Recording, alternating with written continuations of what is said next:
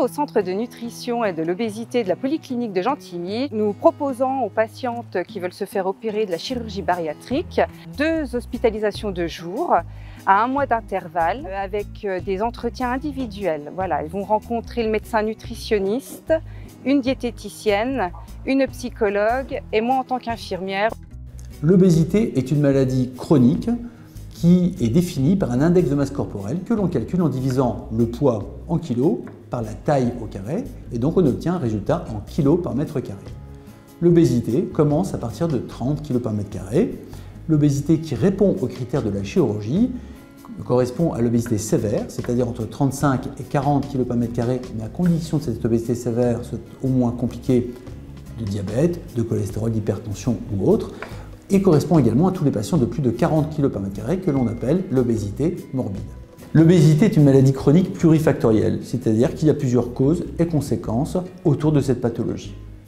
Le patient qui se destine à une chirurgie d'obésité doit donc obligatoirement avant faire l'objet d'un parcours pluridisciplinaire. L'objectif de cette approche pluridisciplinaire est bien entendu de connaître tous les antécédents des patients, de connaître éventuellement les complications déjà inscrites dans leur obésité, les traiter le cas échéant, et de préparer au mieux le patient sur le plan nutritionnel et psychiatrique pour optimiser les suites opératoires. Sur le plan physique et sportif, il est important d'avoir un centre dédié à nos patients souffrant d'obésité.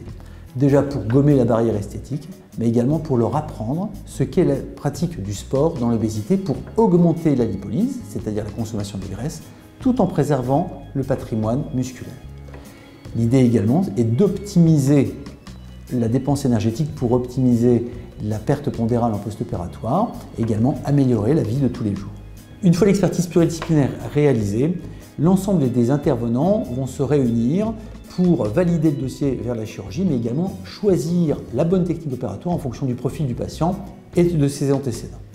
Donc, lors de l'hôpital de jour au centre de nutrition, la consultation avec le médecin nutritionniste va permettre de faire le point sur les complications liées à l'obésité et mettre en évidence et aider le patient à prendre conscience de son comportement alimentaire et l'aider à appréhender les adaptations à faire en vue de la chirurgie bariatrique et au cours des multiples hôpitaux de jour en préopératoire, appréhender la vie après l'intervention.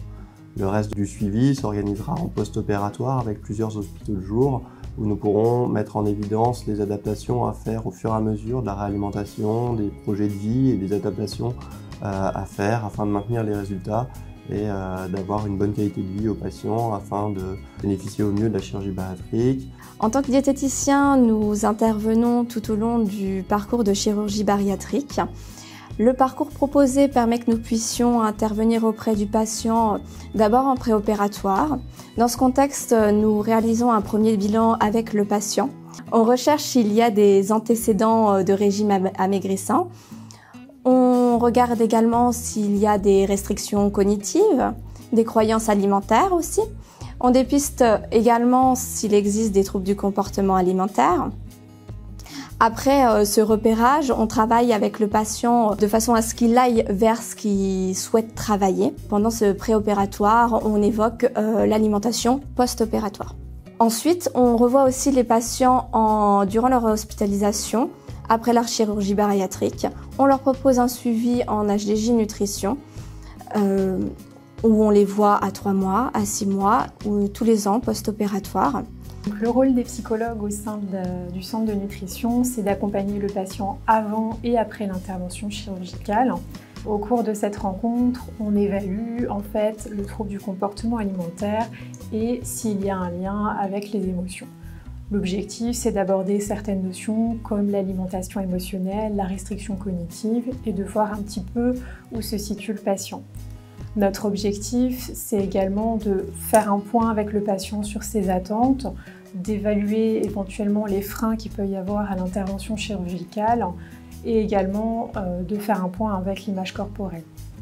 Après l'intervention, on réévalue également tout ce qui est la sphère psychologique, comment a été vécue l'opération, où en est l'alimentation, s'il y a toujours une part des émotions qui jouent sur le comportement alimentaire. Et on travaille aussi sur l'image et le changement de l'image qu'a induit l'intervention. J'interviens auprès de personnes en situation d'obésité et de diabète sur des prises en charge donc soit de 6 mois, soit des prescriptions médicales de 2 mois. Pour les prises en charge de 6 mois, donc c'est principalement des personnes qui vont se faire opérer du bypass. On intervient avant l'opération et après l'opération. Donc avant l'opération pour faire augmenter un peu la masse musculaire et diminuer la masse graisseuse le plus possible.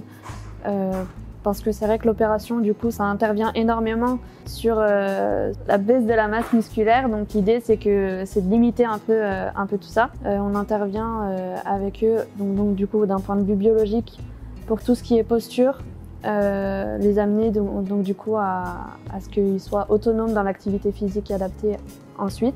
On intervient donc du coup d'un point de vue social parce que c'est des gens qui sont plus ou moins en retrait, ne font pas de sport depuis plusieurs années. N'osent pas revenir dans une salle de sport, donc du coup d'un point de vue social, ça les aide à s'ouvrir à d'autres personnes et à des personnes qui ont plus ou moins le même parcours. Et d'un point de vue psychologique aussi, ça aide énormément. Donc pareil, ça rejoint un peu le côté social sur la prise en charge. Pour les motiver, on est toujours derrière eux, on est beaucoup à l'écoute. C'est des gens qui ont besoin d'être vraiment écoutés autant au début, autant au milieu de leur parcours et aussi à la fin, d'être suivis vraiment sur la durée et c'est ce qui est le plus important pour eux. Les hospitalisations qui encadrent la chirurgie d'obésité sont de plus en plus courtes, tout simplement parce que les patients sont très bien préparés et que l'approche anesthésique a énormément évolué, notamment en ce qui concerne l'administration des opiacés qui a diminué, qui permet une réhabilitation beaucoup plus précoce et donc une sortie plus tôt de la clinique, au 2e jour, voire même en ambulatoire dans certains cas. Une fois l'intervention réalisée, l'encadrement ne s'arrête pas là pour autant. L'encadrement post-opératoire est primordial. Il reste pluridisciplinaire, avec notamment des consultations rapprochées sur le plan chirurgical, nutritionnel et psychiatrique. Ces consultations permettent de faire le point à un temps T, à un différent moment du statut post-opératoire. Il est également complété par des hospitalisations de jour en maison d'obésité pour au mieux préparer les patients et adapter leur vie de tous les jours avec leur statut de patient opéré. Enfin, il est important de noter que le suivi post-opératoire se fait à vie. J'ai fait une chirurgie bariatrique il y a 1 an. J'ai moi-même pris la décision de faire le parcours. Donc après, il m'a fait faire beaucoup d'examens juste avant de rencontrer directement le chirurgien. J'ai donc pris directement rendez-vous avec le chirurgien et l'accord de tous les services, comme quoi ça a été bon. Et donc le jour de l'intervention est arrivé. Et après, tout s'est déroulé progressivement et je suis venue au centre directement. On m'a toujours écouté, toujours soutenu quand ça allait pas. Je suis à 1 an d'intervention. J'ai perdu 34 kilos. Donc je me sens mieux dans mon corps, mieux dans mon esprit et voilà. J'apprécie beaucoup cet endroit, cette maison. Il y en avait un réel besoin. Moi qui ai été opérée d'une première fois de ma sleeve, j'étais un peu perdue dans la nature avant que cette maison soit ouverte. Donc j'apprécie beaucoup le suivi et l'hôpital de jour régulièrement.